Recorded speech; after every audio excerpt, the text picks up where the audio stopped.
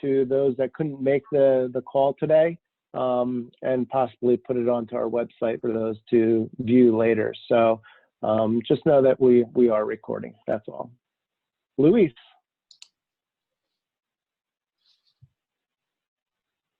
I think you're still muted. Let's see if we can unmute you. Nita, can you unmute you? Yeah. There you go. Good afternoon. My name is Louise Campy, and I am the chair of the Wharton Club of New Jersey Mercer County Leads Council. It is a great honor and privilege to introduce my dear friend and fellow Wharton MBA, Christina Cole. Christina is by far one of the greatest leaders we have during these uncertain times, and she is a thought leader in the area of sustainability. Christina guides clients through selection, implementation, and optimization of human capital digital solutions to attract, retain, and develop their people. She leads the Becoming Sustainable practice by developing people strategies to align organizations' missions with the UN Sustainable Development Goals and to drive environmental, social, and economic impact. Christina brings executive business management experience from the corporate and not-for-profit worlds. Her background includes serving as vice president and manager at JPMorgan Chase. She is the author of Becoming a Sustainable Organization and a professor in the BARD MBA Sustainability Program. Christina is a frequent speaker on the topic of sustainability and has spoken at global events such as PMI, SHRM, and Wharton.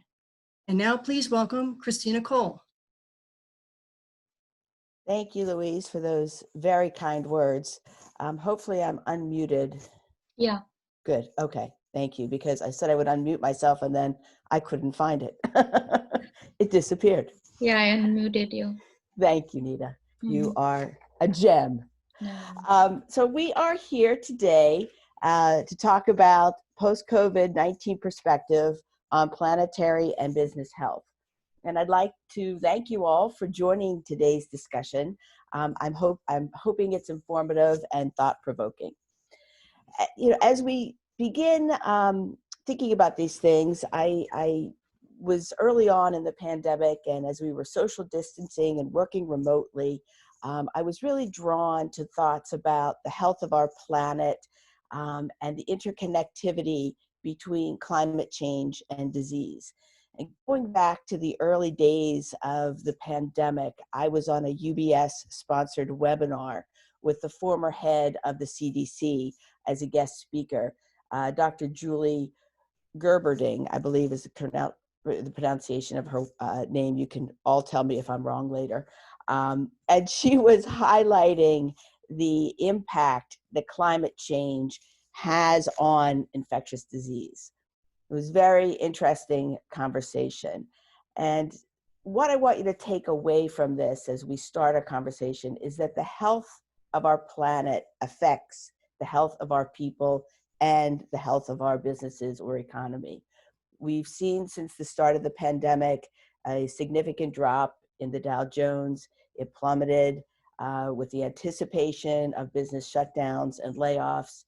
And as business leaders, we are really in a position, and it's now time to take climate change seriously as a business risk and as an opportunity, and to work towards a viable solution to protect our planet, people, and profits. So these are a few key takeaways that I'd like you to leave today's presentation with.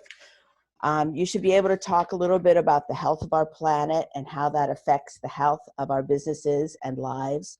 Be able to speak about the Sustainable Development Goals as a format for adapting business strategy with a focus on the triple bottom line, which is people, planet, and profit. Have some insights into a 10-step roadmap to drive environmental, social, and governance change in your organization. And then have a few resources in terms of case studies to offer both, this isn't just about the negativity of climate change. This is also about the opportunities and solutions that are available out there and that people are working on for us as we move forward, which create opportunities for us as business leaders.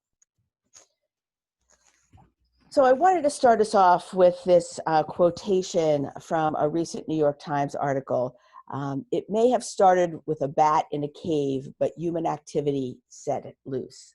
And this article highlights the impact of biodiversity destruction and human and wildlife interactions.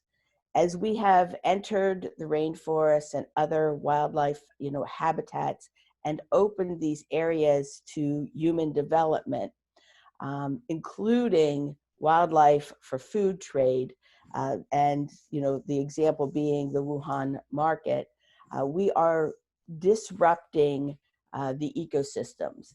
And as we do that, we are unleashing viruses that are looking for new hosts, and humans often become those hosts.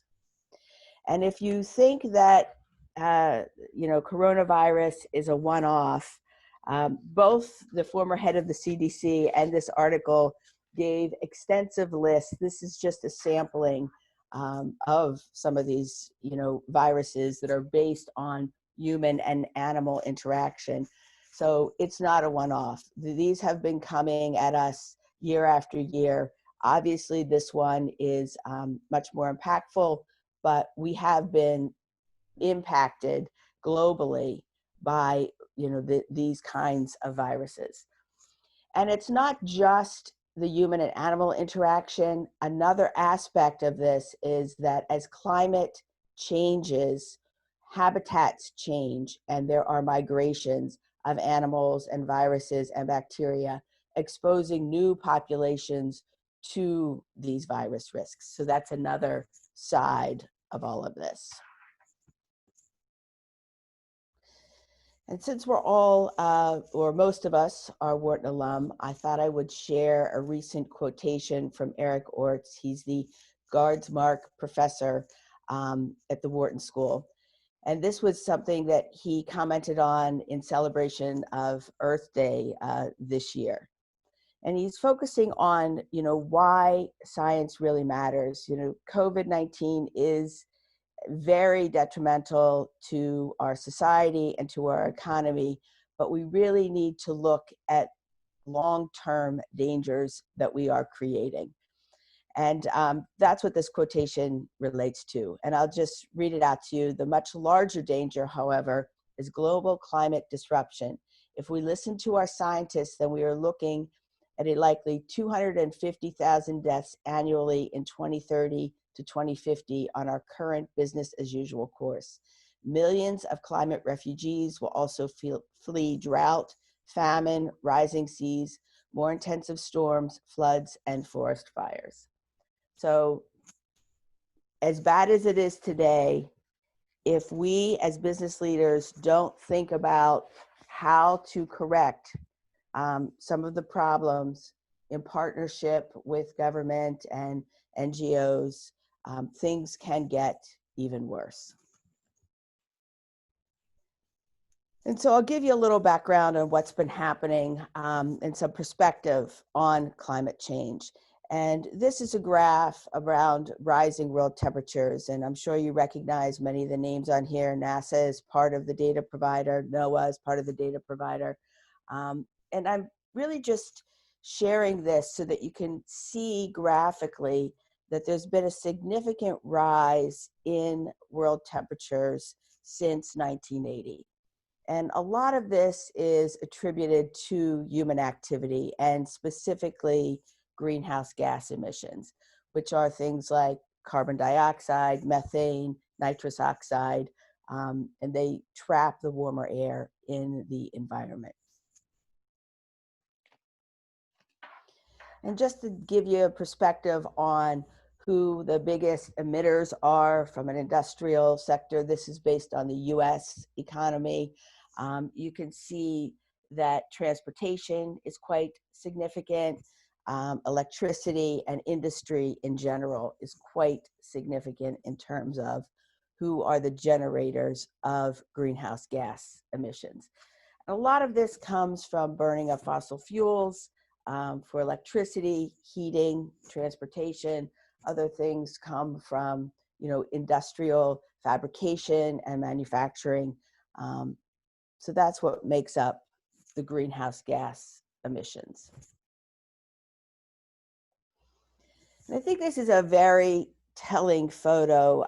This is a photo that NASA took post-COVID-19 in the Wuhan area of China, and during the shutdown is on the right. So, you know, taking a look at this, that it shows a tremendous decrease in air pollutants. On February 28th, NASA reported, you know, that the decrease in industrial, transportation, and business activity reduced the levels of nitrous oxide all over China. And the fact that oil and coal consumption in China were down significantly also created a 25% drop in carbon dioxide emissions. So, you know, this is a picture is worth 1,000 words. We can really see the difference between the pollutants that had been put into the air, you know, when everything was up and running, and afterwards when things were significantly shut down. And this also reminds us that while individuals can make choices around their carbon footprint, around products that they buy, a significant portion of the problem, as we saw in the previous pie chart, comes from industry. And it's really up to business leaders to think about, how do we want to solve these problems? Because if we don't, we are on a very, very difficult trajectory for our society going forward. So Nita, let's launch the first poll. I'll let you do, this is the poll questions, but Anita's going to launch it. So we're hoping for lots of audience participation. The question is, what are the impacts of climate change?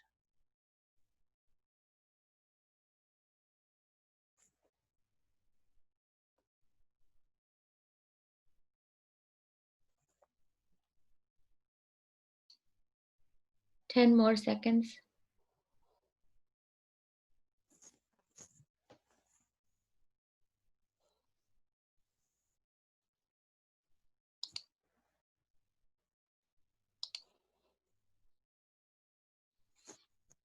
Oh, excellent. We have, of course, it's a Wharton crew. Everyone got it right. With a majority, 88% have indicated all of the above, and that's absolutely true. Climate change does impact, you know, all of these things. And we'll take a look at that a little bit on the next slide. Thank you. Thank you, Nita. Mm-hmm. So here's a list. Some of these were incorporated on the previous slide, but these are all things that are impacts of climate change. Sometimes people are surprised by things like, you know, gender inequality, but there's been a lot of research that shows that promoting gender equality is one of the most significant ways to protect natural resources and protect the environment. And we'll talk a little bit about that later. There's you know, the US government has put out a number of reports on the expected, you know, costs of climate change. We'll look a little more later on at that, but just to give you a rough perspective, they're thinking that it may reduce GDP by as much as 10%. And that's a pretty significant reduction.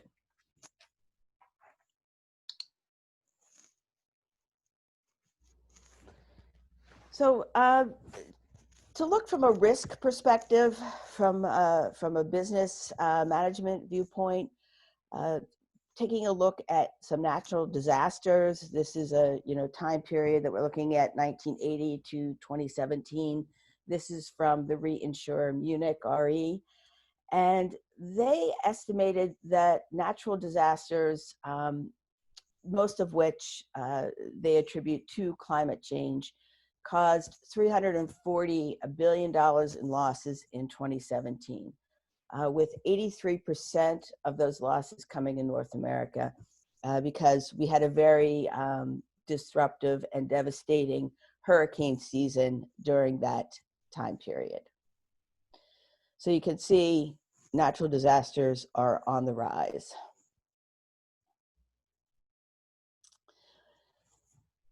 This is another risk factor to consider, especially for us in New Jersey. These are the levels of projected mean sea level rises. And I think, the different RCP categories here are different trajectories that are expected based on the level of climate change and temperature rise. So if we can keep it to the RCP 2.6, the mean level rise is significantly lower than if we can't change the trajectory and we end up at the RCP 8.5. So these are projections based on what's going to happen with climate change mitigation strategies moving forward. And this is very important to us, I think, as business leaders, to understand that our actions are going to impact the outcome of some of these things like sea level rise. And when you overlap that in New Jersey with socially vulnerable communities, this is a map that depicts flood risk in socially vulnerable communities. So the yellow is low vulnerability, the orange is medium vulnerability, and the red is high vulnerability. And you can see that along the Delaware Bay in the Salem area, there's high vulnerability because you have both high flood risk and low socioeconomic resources, and also along certain points. I think it's Ocean County primarily that we're looking at there along the coast. So these intersectionalities create greater risks for us. And we've seen this kind of intersectionality also with hurricanes, with COVID-19, where certain communities that have lower socioeconomic resources are disproportionately impacted. And that's really what this map is also showing for us in New Jersey. And if you think that flooding isn't really that prevalent in New Jersey, this is a graph of New Jersey coastal flooding days that have occurred starting measuring in the 1950s through like 2014. And you can see that the orange is what's been driven by climate change related flooding. And that we're up to now, over 200 days of coastal flooding compared to, like 25 in the 50s. So it is happening more and more. And if you have a house at the shore, you're probably well aware of this. And this is another risk issue to think about. We have a lot of industrial facilities. This was a study done by Rutgers looking at all of the industrial facilities through a number of different databases and what the flood hazards are. And they, the issue is if these industrial facilities are flooded, and this does not include the brownfields, then there's a potential for whatever materials are in those facilities to spread with the water and contaminate groundwater, contaminate populations, spread disease. So these are all big risks that we really need to think about. And not to forget our investor community. This is a slide that was based on some early numbers in 2019 about investor actions. This came from, why can't I think of it? Institutional Shareholder Services. And you can see with their numbers that the social and environmental proposals from shareholders are really starting to add up and are even more than the governance and compensation proposals that were launched in 2019. Now, some of these get resolved, ahead of time and don't go to vote, but it is something that people and investors are looking and asking about, everything from political activities, human rights, what's happening with their human capital policies, pay, climate change, all kinds of issues. So it's very much on the minds of our investors. And these are some of the trends for 2020 that boards can expect to hear about and get questions about: gender diversity, issues around sustainability and accountability relating to climate risk. These are all big issues that boards need to know about and need to think about. So if we take a look at this graph, this is cost of climate change, and in the upper right-hand side are kind of half circles. The larger half circle, in case it's blotted out by the screen there, is 50 billion. The mid half circle is 20 billion, and the small half circle is 1 billion. And that's kind of the estimated cost of disaster. And you can see that it is very expensive to have these kinds of disasters. And so clearly insurance companies are looking at this. Organizations that are building facilities are looking at this. Developers are looking at this. This has to be part of the risk profile that you're incorporating into your business strategy. And while we don't have the full estimates of the impact of COVID-19 on the global economy, the World Economic Forum estimates that it may be as much as a 6% decline globally. And when I check the figures on what is the global GDP, it's about $86 billion. So it's not an insignificant $5 billion that might be lost in terms of economic generation due to COVID. And I am including this quotation because I think it's important for us as business leaders to think about the fact that there are different outcomes based upon what we decide to do and what we decide to take seriously. And this was a study that was done by an EPA scientist. They examined 22 different climate economic impacts related to health, infrastructure, electricity, water resources, agriculture, ecosystems.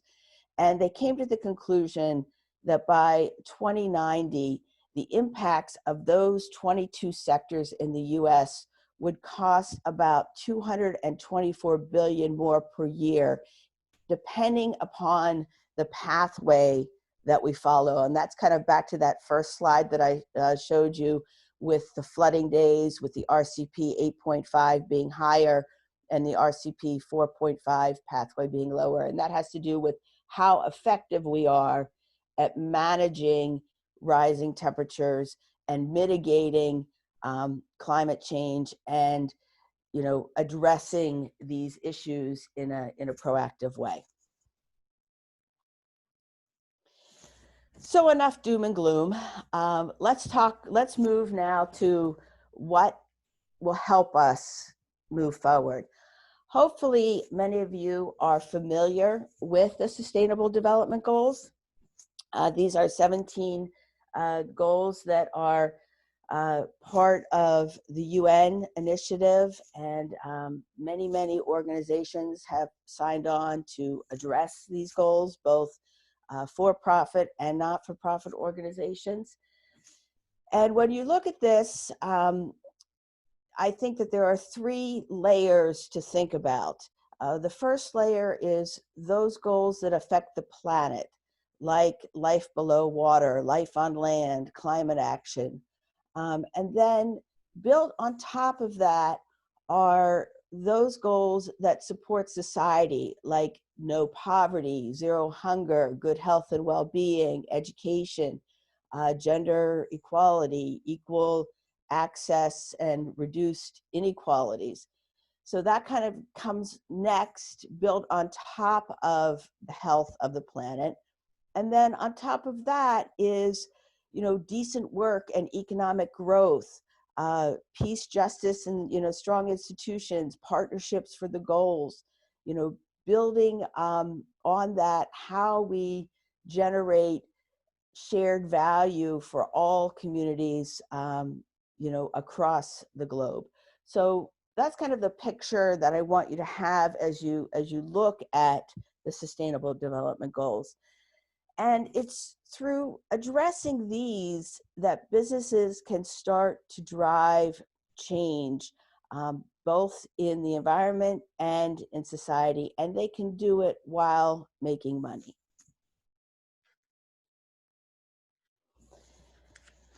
So if we take a look at, what are some of the impacts on business, they're both risks, and we've talked a lot about the risks. We've talked a lot about, climate change risk, and if you are in the insurance business, why that's important. If you are a banker extending credit, it's important. If you're an investor, it's important. There are all kinds of things around, business continuation, geopolitical unrest. A lot of what happens with China is land grabs in the South China Sea, really for resources. But it can also impact just your right to operate in your community, depending upon how you're interacting with your stakeholders in your community, and what you're doing to share your message and to value those stakeholders and to be a good corporate citizen.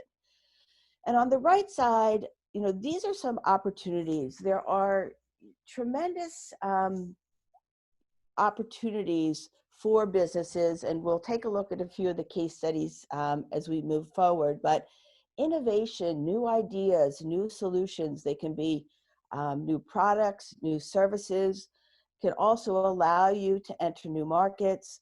The other opportunity that a lot of people forget is that, especially with the millennial and Gen Z generations, these folks are very interested in what is your corporate social responsibility story? What is your sustainability story? Because we want to work for an organization and with an organization that really values the same things we do. And really, we want to feel that our work is impactful and impactful in a positive way. So these are some of the things to think about. I also just want to leave you with that there was a recent article in the Wall Street Journal entitled PG&E, the first climate change bankruptcy, probably not the last, by Russell Gold. And the fast fall of PG&E after California's wildfire was really a jolt for companies, considering, now what are the risks for them in a warming planet? And we really do need to think in terms of that. All right, so Nita, let's launch our second poll.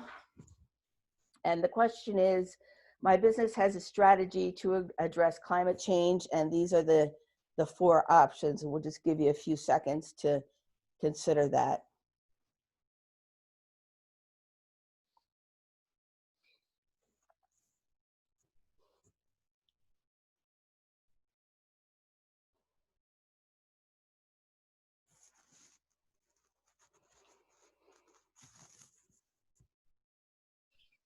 Five more seconds.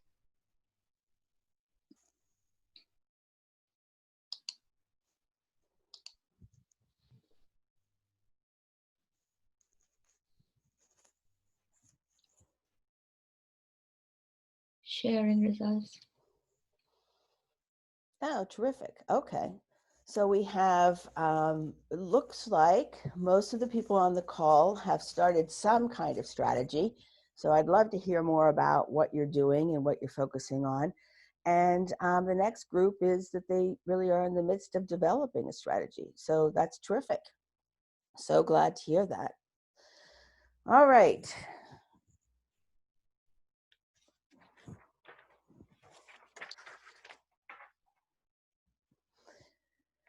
So for those of you who are in the nascent and kind of developing stage, some of this probably looks familiar to you in terms of the journey that you are on in developing a sustainable strategy. Most organizations go through some kind of journey like this, from the exposure stage moving towards the transformation stage. Um, there are new forms of organizations like B Corps that start further out on the journey. Some people put them all the way in the transform stage. I find that maybe optimistic, but certainly they're already considering many of the aspects of the Sustainable Development Goals, and so they have a head start on other organizations. But really, if you look at this, it's about beginning your process, understanding where you are from a compliance point of view, setting your baseline markers, maybe starting with a pilot program to engage both your leadership team, your C-suite, and your employees in the process. And as you move into integration, sustainability begins to support the business. You become much more cross-functional in your approach. You start reporting on your results and engaging with a broader base of stakeholders. And then with transformation, there's full alignment with strategic goals. Corporate social responsibility is a core business consideration and part of your strategic initiative. You're leveraging it to enter new markets and create new opportunities. You're an industry leader in terms of reporting and meeting standards. Your CEO might be, out speaking publicly on these issues. You might have signed on to a UN initiative. Those are kinds of some of the indicators of where you are in an organization.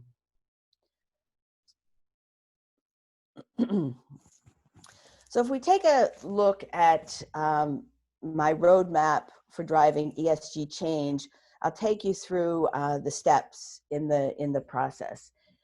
And we begin with building a culture for sustainability or environmental, social, and governance impact, because it's really important to believe in what you're doing and to make sure that your leadership team is behind it and that your employees understand that this is part of what you want them to do in order to change behaviors of employees, of customers, of suppliers, of partners. It's important that it's a core pillar of your organization. And then one of the ways to do that is to leverage industry resources and best practices. You don't have to start from ground zero. There's a lot of information out there. And if you're in a particular industry, there might be something that you can take a look at to help you identify material issues and to jumpstart your progression in your sustainability journey. And then you really need to think about your business goals and your sustainable development goals and align the two of them. It's important that when you pick your sustainable development goals that they are what we call material, meaning that they're impactful to your business. So, if you are a manufacturer, it should be something that is core to your business process, listing that as a materiality issue, not just a philanthropy effort. Not that philanthropy isn't good, but that isn't a core initiative to your business. So it's important to align the two and to be clear and communicate what your goals are and how they both impact your business objectives, but also your environmental and social objectives. So it's the full triple bottom line approach. And then it's really important to engage your employees in the process, other stakeholders like your community members, your peers, your suppliers, your partners, and talk about what your strategy is and how you're changing your approach, what you're focusing on, what you expect from them.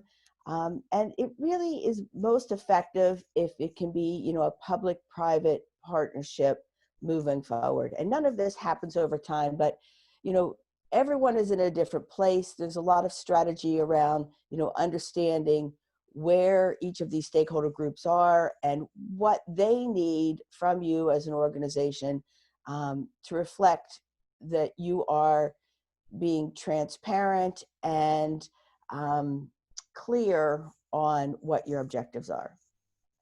I mentioned building partnerships. It's really crucial to build partnerships with other industry members, with community organizations, you know, your supply chain.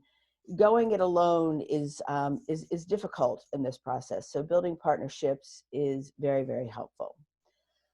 I mentioned this a little bit before, but, you know, highlighting sustainability to attract and retain top talent.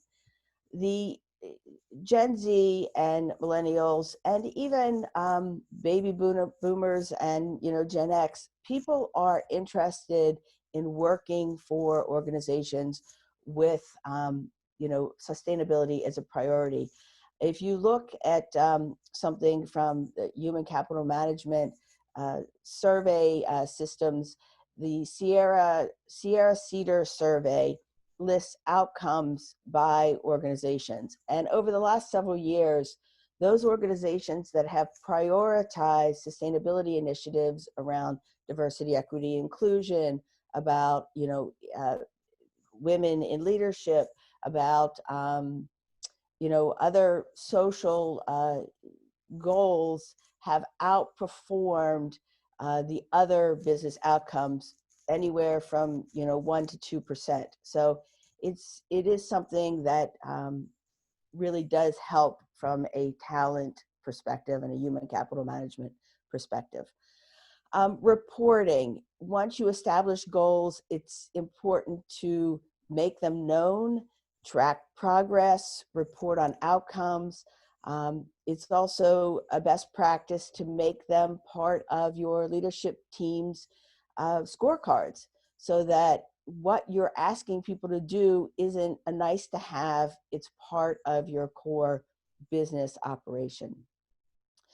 As you know, as I've been involved in sustainability, there's been a lot of change from the technology front, and there are a lot of tools out there to now help you with reporting, with engagement, with managing volunteer programs. You know, there's just a whole host of tools out there. It's important to understand what you're getting with those tools. It's important to understand your needs and do a real assessment, but it doesn't all have to be done on Excel spreadsheets. There are a number of tools to help you in the process now.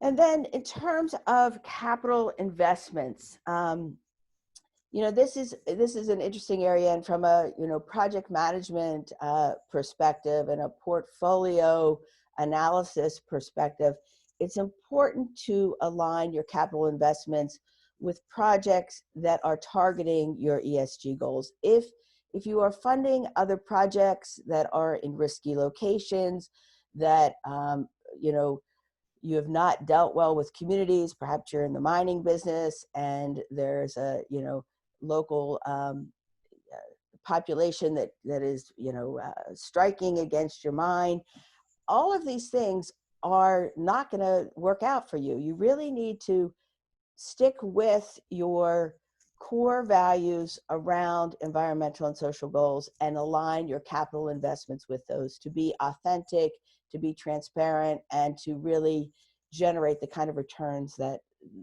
you can generate if you take this focus.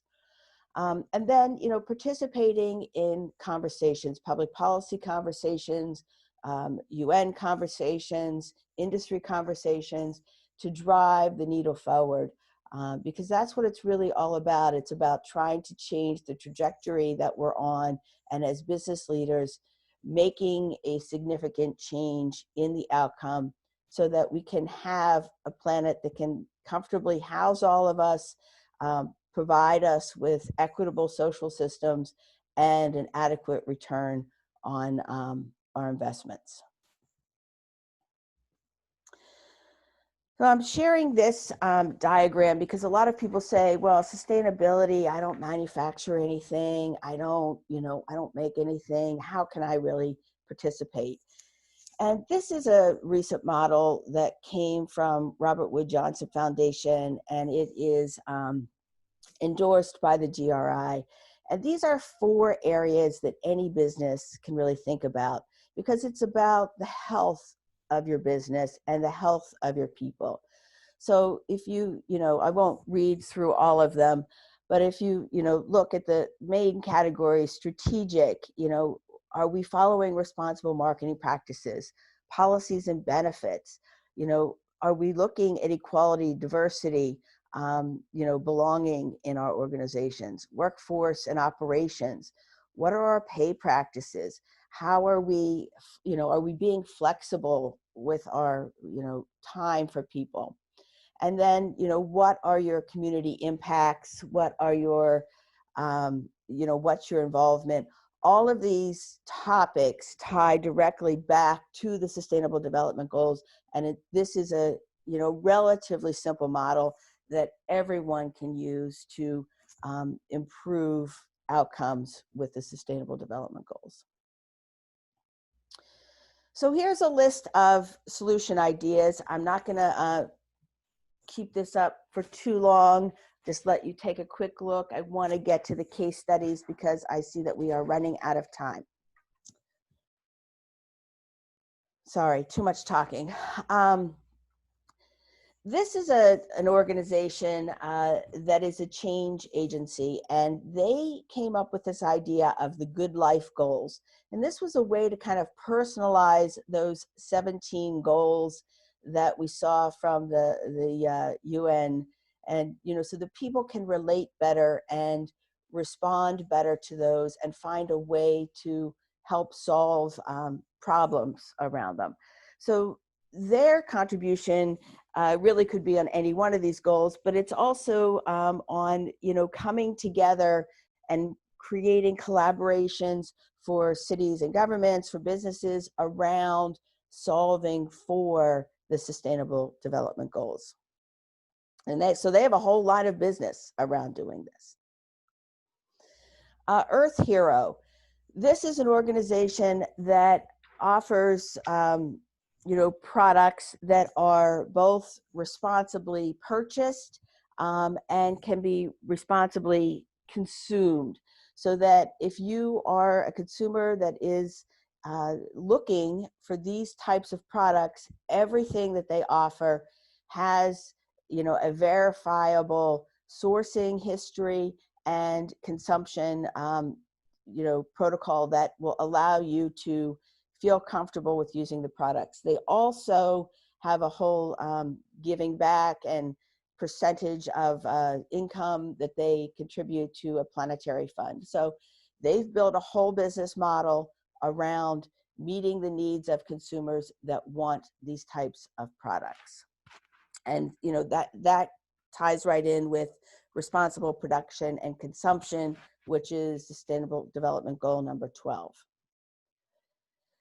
And in case you've ever wondered what happens to the spent brewer's grain after your beer is brewed, it now goes to this company called Regrain, and they make a high protein that goes into a number of foods, and they make their own kind of snack, these puff snacks that are very, very popular.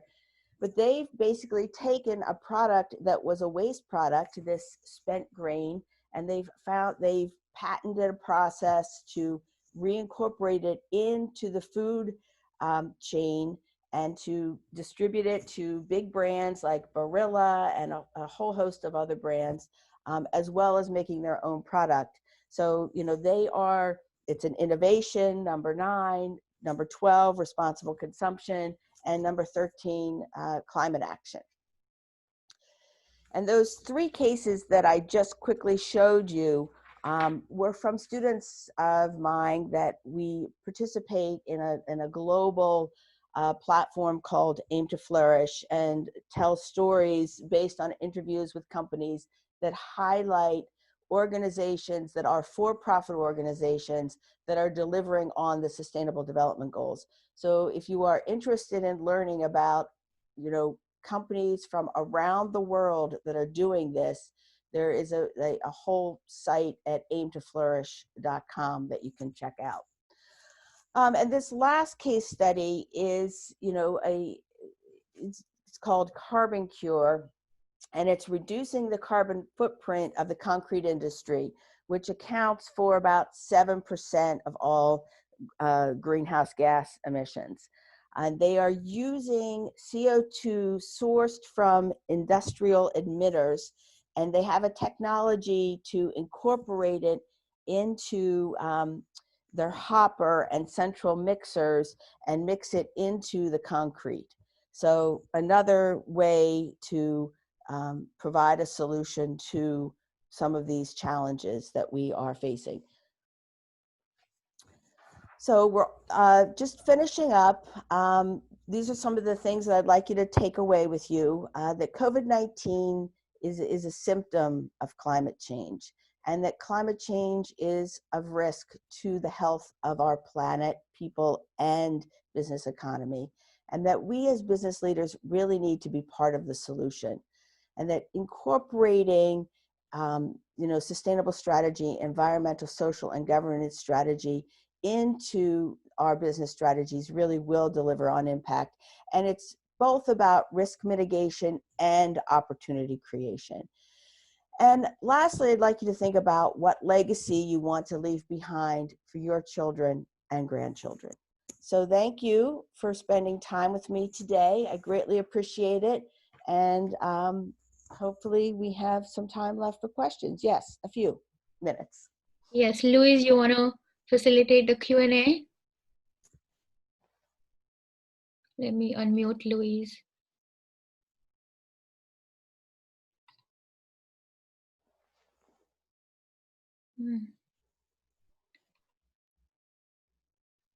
Where is Louise? Hi, Louise. Can you hear me now? Yeah. Okay, good. All right, we have a few. Wait a second. Wait a second, Louise. Oh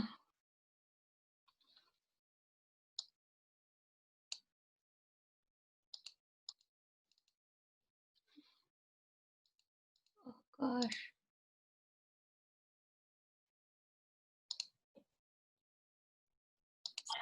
Louise, can you hold on for a second? Sure. Yeah.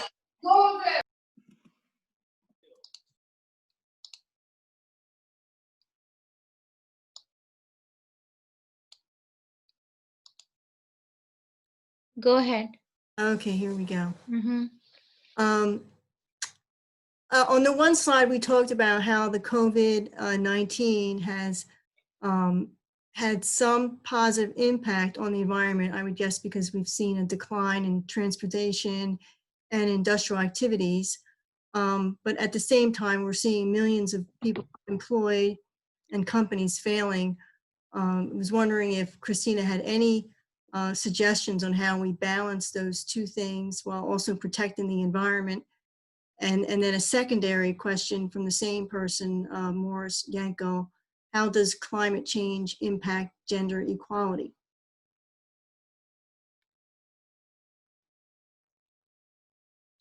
So Christina's muted, I think. Yeah, let me just, there was a lot of background noise, so I had to mute everybody. Okay, go ahead, Christina.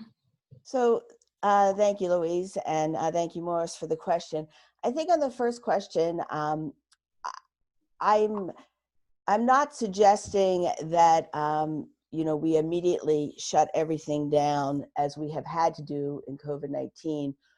What I'm suggesting is that we use our business smarts to begin to figure out the solutions so that we can control climate change and keep our, kind of flatten, if you will, the climate change trajectory curve, as opposed to hitting the higher numbers. And I think that my point in showing the two pictures was to demonstrate how much pollution we're putting out and how much of that relates to industry, and that really falls under the business realm, and we really need to come up with some better options for controlling those, whether that's scrubbers, recaptures. There are a whole host of technologies out there. It's about using them and working on some public-private partnerships to incentivize using them. Whether that's carbon tax or,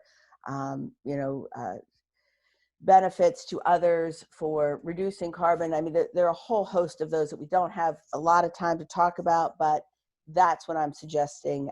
Not that COVID-19 is a good thing, although it has benefited the environment. I'm sorry, what was the second question about? Right, so the second question is also a very long answer, but maybe you can hit the highlights of how climate change impacts gender equality. Yes, there was a study done by, I believe it was called the Dawson Group, and they found that globally improving outcomes for women in terms of resources, educational resources, technological resources, the ability to influence their own lives. We won't go into globally all of the challenges for women, but that directly impacted their interest in their communities and their interest in being stewards of the land, stewards of their natural resources. And there was a direct correlation between improving gender equality and reducing climate change risk. All right, thank you, Christina. Our next question is, in your roadmap to drive ESG change, why do you begin with building a culture for ESG impact? I think it's so important that we look at this holistically from an organizational perspective. Oftentimes you hear about small groups of employees, forming groups and green teams and trying to come up with ideas. And while that's great, they don't get very far, because unless you're really adopting it as a core pillar for your organization, it's not going to receive the time, attention, and resources from management that it needs to drive the types of impacts that we're talking about. All right, thank you, Christina. Our next question is from Maria Bonnersbach. Her question is, would you suggest to make this part of a company business continuity plan and pandemic plans? I would say yes, but I would also make it part of your strategy, because there are tremendous opportunities for businesses that are thinking in these ways to open new markets, to develop new products, new solutions. So yes, you do need to think of disaster planning. That is part of this, but and you do need to think of the risk of where you're locating buildings, where you're putting people, where you're spending, your resources and putting permanent structures. But it's also very much a part of your active business plan. Right, right. And then Edith Orenstein has a question about a slide we had on RCP sea level. Is that sea level or something broader? When you mentioned the EPA study of costing $224 billion a year. That is, the RCPs were also on the sea level slide, but the RCPs relate to projections of what our climate temperature increase will be. Nobody's 100% sure. There are a number of different models, and those are different models of it's going up a smaller percentage, and the RCP 8.5, I think, is kind of the higher level that they think is, possible, and what the impacts of that would be. And that is what was shown on the sea level slide. And that was also, it's not sea level, it's the climate change differential. Yeah, yeah. And then Mike Krieger, I think, is suggesting that is the limit of our cost here 224 billion per year, but is it potentially trillions of dollars a year, as we're seeing this year from this pandemic? I think that's an excellent question. The 224 is the incremental cost between one trajectory, which is kind of a mid-level trajectory of the 4.5 level to the 8.5 level of climate change increase. That's not the whole cost. And actually in the kind of the clause in the article, it said, we looked at 22 factors. There are many more factors that we did not incorporate. So they're actually estimating it to be, much more significant. If we look at, 10% of global GDP, if that number is the right number, these are huge, huge numbers that we're talking about. So no one knows all of the costs, but we know that they are significant, and that depending upon the decisions that we make today as business leaders, that will determine how much it is going to cost us in the future. Yes. Thank you. A couple more questions. Are there programs that work especially well for engaging employee on ESG issues? Absolutely. There are a whole host of things that you can do, and we could probably do a whole other webinar on that. But what I like to think about is, how can you create ambassadors of employees, people that speak both internally and externally positively about what you're doing in your company, and thinking about ways that might work for your organization. So I'm happy to talk offline if somebody has, specific questions about their company, because I have a lot of different models and a lot of different program suggestions around what you can do, but it's not a one size fits all. All right, thank you. And one last question here. What is the difference between climate risk adaptation and climate risk mitigation? So climate risk adaptation is figuring out how we survive with, climate change happening. So, an example is if you have a house at the shore, you might have been required to raise your house because of rising sea levels in order to get insurance. So that, that was something that was going on a lot. That's more of an adaptation because the sea level is coming.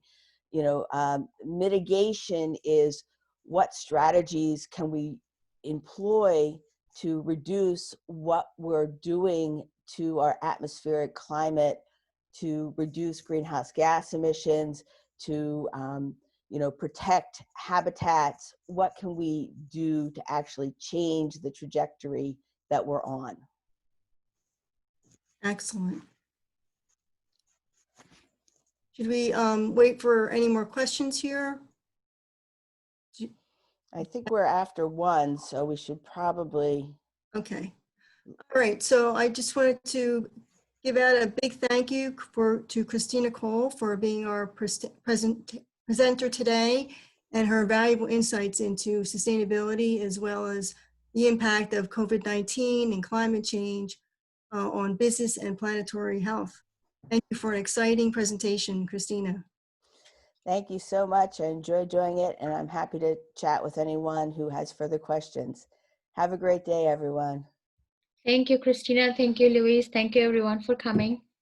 Thanks. Take care. Take care. Bye-bye. Bye-bye. Bye-bye.